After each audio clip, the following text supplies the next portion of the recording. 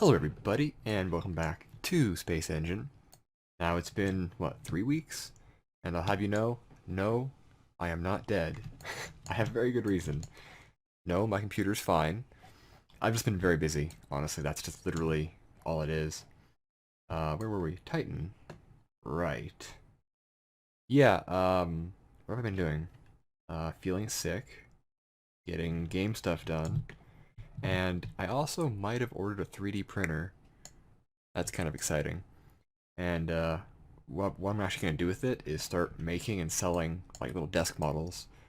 So it's actually more of a business thing than a... Although I will make a bunch of just random crap for fun, but I'm also going to primarily use it to make models to sell. So that's going to be fun. In fact, the first model I started making is a little desk model. Oh, how fortuitous. Of just a generic Venera Venus lander from the Soviet Union back in the 70s and 80s.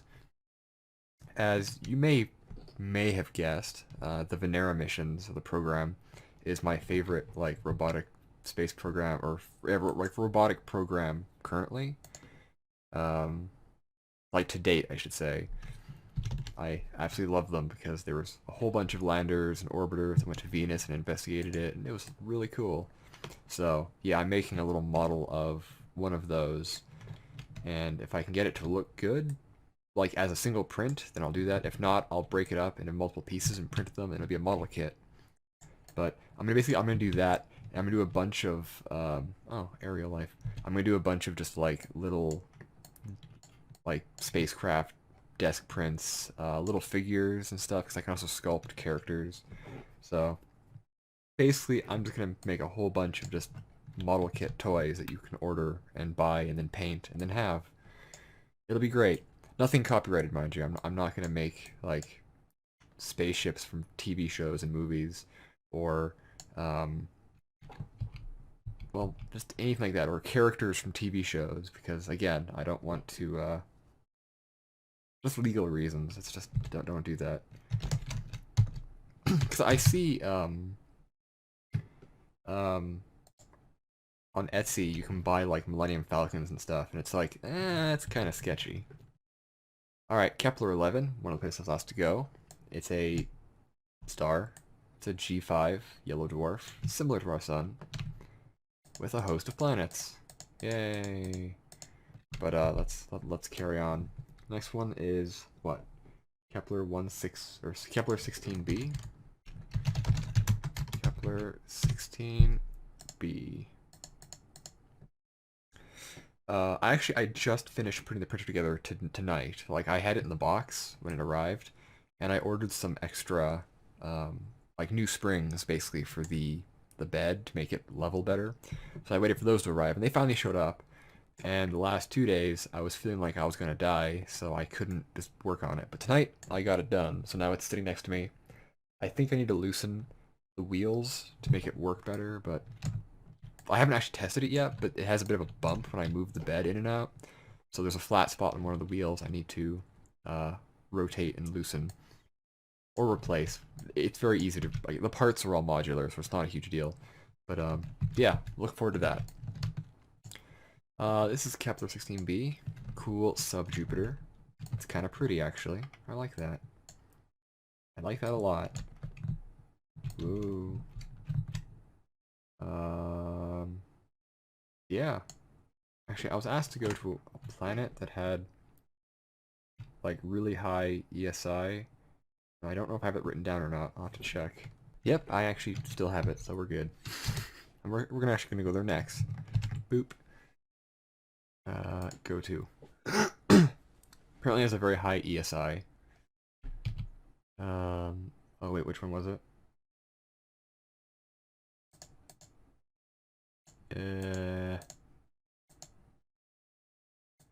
Star? Oh, it can't be the star. Yeah, HIP 9782. Wait a minute, it's one of the moons. Or something. I'm confused because none of these have a high ESI. Are you sure you were thinking of the same place? Because ESI is Earth Similarity Index.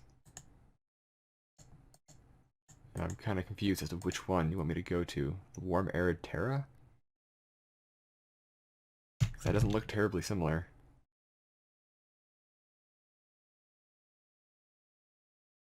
I would say not. I'm confused. So we're going to carry on, I guess.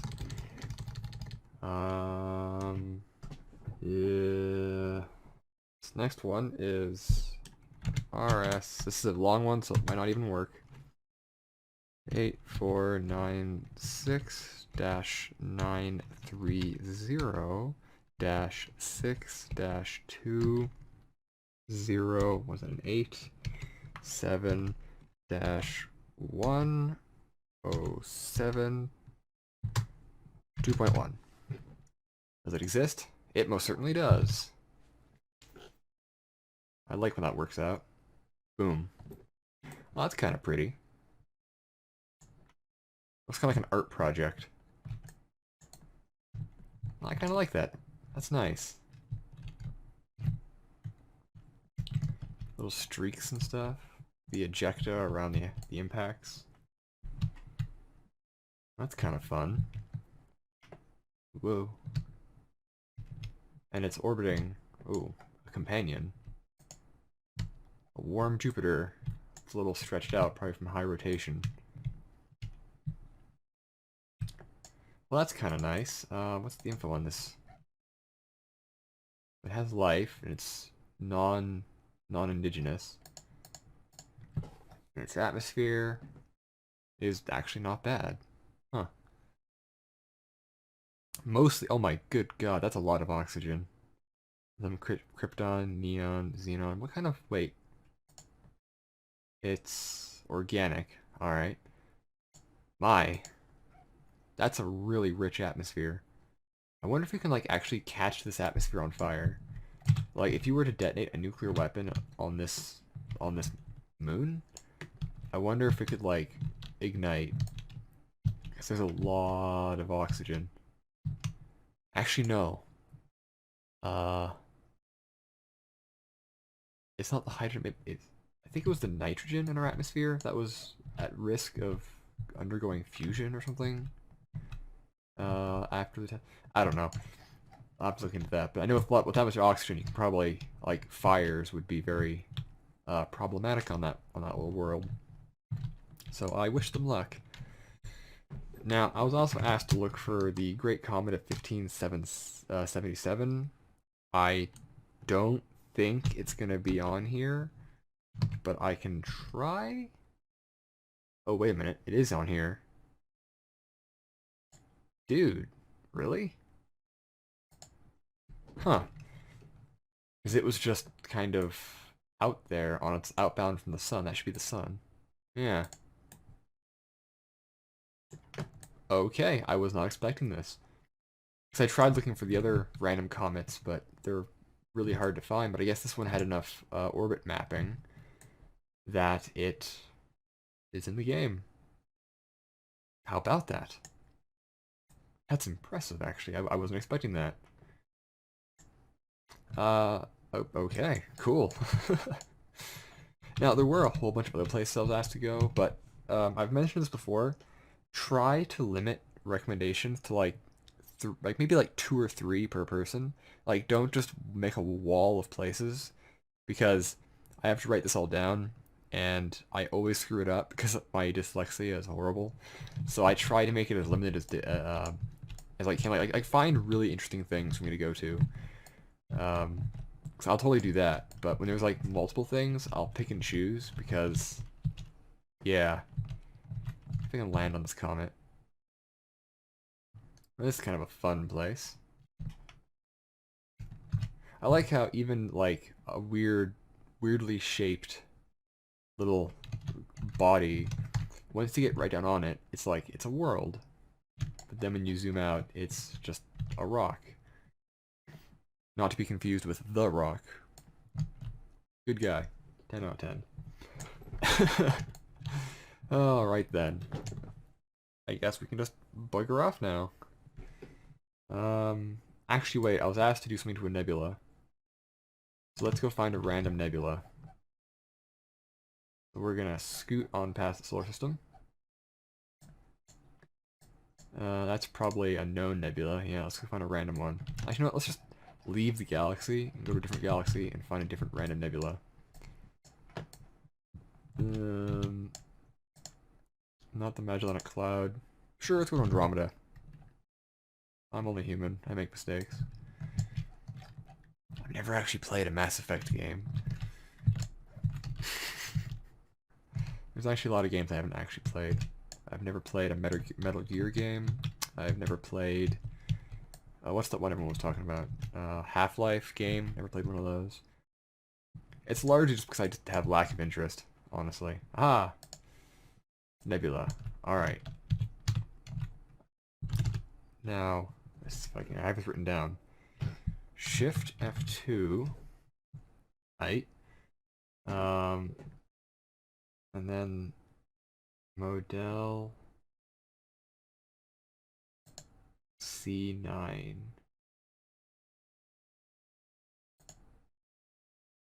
Ooh. That's spooky. I like that. It's like a weird star creature you'll find in like Star Trek, which they do frequently. And then inside of it, yeah, this feels Star Trek. It actually kind of reminds me of the Mutara Nebula in Star Trek 2. Actually, that was more swirly, but just the kind of the color and the fact that it's very murky and dark in here. Let's check in on the inhabitants. They're all yellow giants. That's a white, makes C1 star. That's a yellow dwarf binary. Let's check that out. Yeah, it's 15 planets. And we're gonna eavesdrop on one. I think the game just froze. The game has indeed frozen. There we go. Whoosh. Let's check out... Oh, one of these had more planets. Let's go there.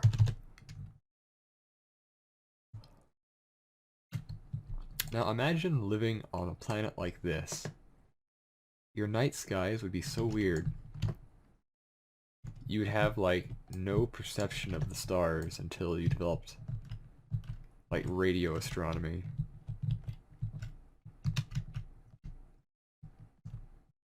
Or I should say you have these stars, but I mean like the actual, like the universe at large. That's actually kind of a sad and spooky thought. Like this is what your night sky would look like. Just vast amounts of clouds. You wouldn't have any concept or notion of the galaxy or other galaxies. The universe would be very small for you. It's kind of like if you lived on a planet like 1,000,000,000,000 years in the future, when the universe is so spread out that you can't actually see other galaxies, and you're like, to you, the galaxy, the universe, is a very quiet and dull place. That's existentially sad. It's actually kind of weird to think that the universe will spend the majority of its lifetime in darkness. It's like right now the universe is really actually quite new, and the way it looks now is very temporary. Like it'll be like billions and billions and billions of years, but after like 1,000,000,000,000 years, the universe will be dark, and it'll stay dark for a very long time.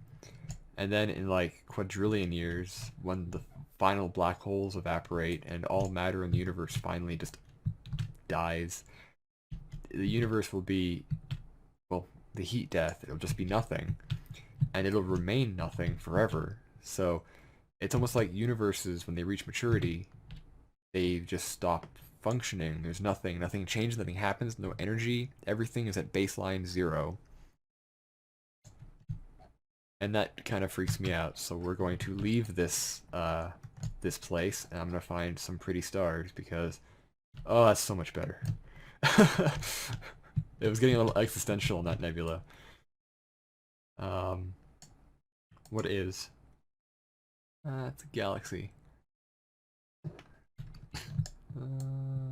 Okay. Right then. Yeah, tomorrow I'm going to test the printer after I get home, like in the evening. Either after airsoft or after I go to the hospital. Depending on how the afternoon plays out, I'm either going to go play airsoft or I'm going to the hospital, so we'll see. And that may sound like a kind of an odd thing, but it's like my friends have an airsoft game scheduled for tomorrow in the at around 8, and I fully intend to go. However, I've been feeling like crap the last few days, and these bouts of crappiness have been getting more frequent and worse, and I can't quite pinpoint what it is. I suspect it's related to my ear. It might be a silent migraine situation, or there might be a structural problem somewhere. So, what I'm gonna do is, if I'm still, like, if I can go tomorrow, then I'll go play airsoft, and that'll be the end of it. And then maybe on Monday or Tuesday I'll go to the hospital. But at some point, if I'm still feeling crappy tomorrow, I'm gonna go to, well, it's not really the hospital, it's a medical center. And I'm going to talk to somebody, I'm gonna get a full blood work done. I want to look for, like, pancreatic enzymes and shit like that. And I'm also gonna see if I can bully a CT scan out of somebody. Because if I can at least rule out structural problems, I'll be happy. And if I can get it as a requisition from a doctor, it's free, so that's also good. I mean, if I go and get it like at a private place, just on my own, it's only like 200, so it's not expensive, but I value my free healthcare, so I'll take advantage of it whenever I can. And by take advantage, I mean utilize it, I should say, not take advantage. So, yeah, that's my week planned out. I'm not dying or anything. Like, I have no symptoms of cancer. I just have symptoms of something is wrong and I don't know what it is. So, gonna figure that out. Life's hard. But it isn't terribly hard. Because again, I have stuff I can do. Is that the Milky Way? That's Triangulum. You know, in the show Andromeda, or I should say Gene Roddenberry's Andromeda, the system's Commonwealth took place, or it was an intergalactic thing. Where is the Milky Way? Because it took place between Andromeda, Triangulum, and the Milky Way. Like those three galaxies were all within the system's Commonwealth. But I can't find the Milky Way because I'm not dumb. One second. Milky Way. Oh, there it is. Yeah, so you have Milky Way, Andromeda, and Triangulum. And these three galaxies made up the system's Commonwealth. And you may think, boy, those galaxies are far apart. That's a pretty huge interstellar civilization. And it most certainly is. But because of their FTL technology, which was quantum slipstream, they were able to go between galaxies very, very, very quickly because it used like quantum superposition or some shit like that. I don't know. It was a weird show. It kind of fell into the, like early 2000s science fiction, all had like this really weird vibe about it, like Andromeda, Lex, Earth, Final Conflict, Space Above and Beyond. What was the other one? There's just shows like that. They all had that kind of like that weird, like Star Hunter. That was a weird one. Like it all had this weird vibe to it. You know what I'm talking about. If like it just either way, yeah. Early 2000s, like late 90s, early 2000s sci-fi. Very weird. I remember growing up and watching all these weird shows, and it's just like, this is strange. Like it was strange then, and it's strange now. Yeah, it's kind of funny. This is a tangent, but I grew up in the 2000s. Like, I was born in the early 90s, but I don't feel like a 90s kid. Like, I was born in 93, but I was a child until, like, throughout the 90s. Like, I was a really young child. So whenever people say it's like, oh, 90s kid, it's like, I was a 90s toddler. I was a 2000s kid. 90s kids were born in the 80s, honestly, like, in my opinion. Like my oldest brother, he was a 90s kid because he was born in 80 something. So that's just an opinion. But anyways, thank you all for watching. That's been 20 minutes. I'll get back doing more of this. I have a lot of work I need to get done. Like, I need to finish up some more models and start getting those off. But I'm going to try to balance out my workload so I can still do YouTube and making money through 3D printing. Because this is going to be like, I'm gonna open an Etsy store, and it's going to be really great. And I'll advertise it here as well. I'm just basically, I'm going to model and sell spaceship models. Like, it'll be great. And figures, like fantasy, sci-fi, just weird crap. Literally anything. I'm just gonna use all of my 3D modeling and 3D sculpting abilities to just like make crap that I can sell on Etsy. But I'm gonna sell them per print. So basically I'll have like the models and I'll print off models for myself, like a test print, and then use that as like the storefront. But I'm only gonna print them when they're ordered, so it's like print by order kind of thing. So I don't have like a box full of just prints. So yeah, it's gonna be great. I'm looking forward to that. Thank you all for watching. I hope you enjoyed. If you have ideas, place for me to go, let me know. Topics to talk about. I'll talk about anything, literally anything. Yeah, so thank you all for watching. I hope you enjoyed, and space.